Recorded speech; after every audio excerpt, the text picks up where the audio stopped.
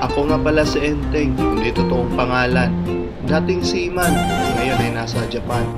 Tara, samahan niyo ako sa second ride out ko mula Osaka hanggang Arashiyama, Kyoto.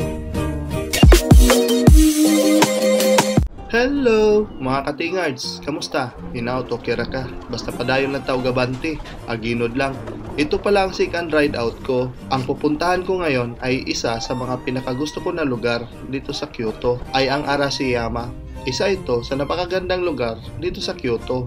Medyo malayo-layo nga naman ito mula Osaka kung ipipidal mo, pero at kahit solo ride lang ako, hindi ito magiging hadlang ang distansya dahil sa mga magagandang tanawin na madadaanan papuntang Kyoto. Chill ride lang tayo mga katingards at hindi naman karera ang buhay. At kahit nag-iisa kang maglakbay, safe naman dito sa Japan, lalo na kung nasa tamang tao ka. Our hearts beat to the city streets. We began to feel the fire.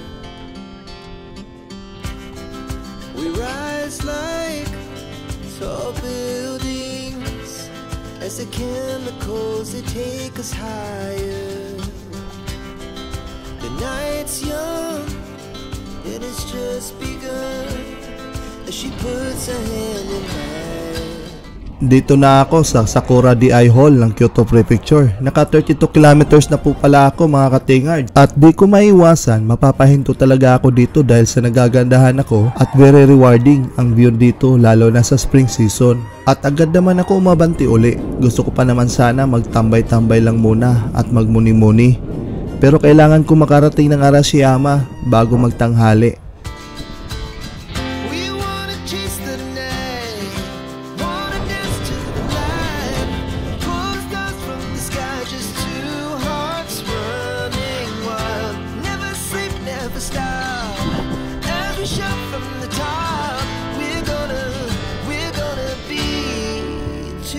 Running wild.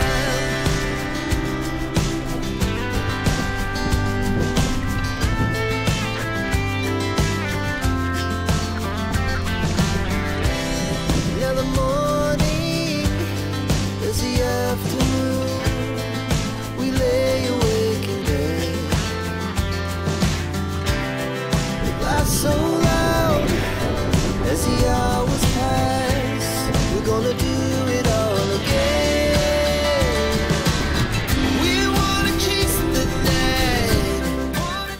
At heto na mga katingards, ang Arashiyama, Kyoto. Ito nga pala ang second most important sightseeing district dito sa Kyoto at meron din silang temples at shrines. Pero ang pangunahing dinadayo ay ang Arashiyama Bamboo Grove nila.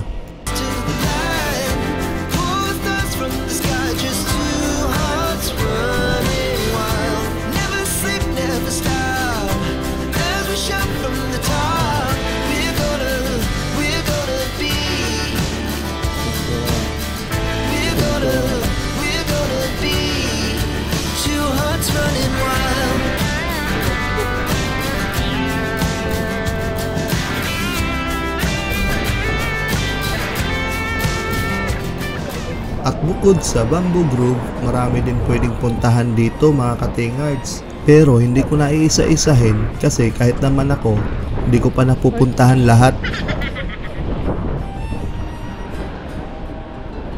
Yan pala ang Arashiyama Mountain sa harapan ko.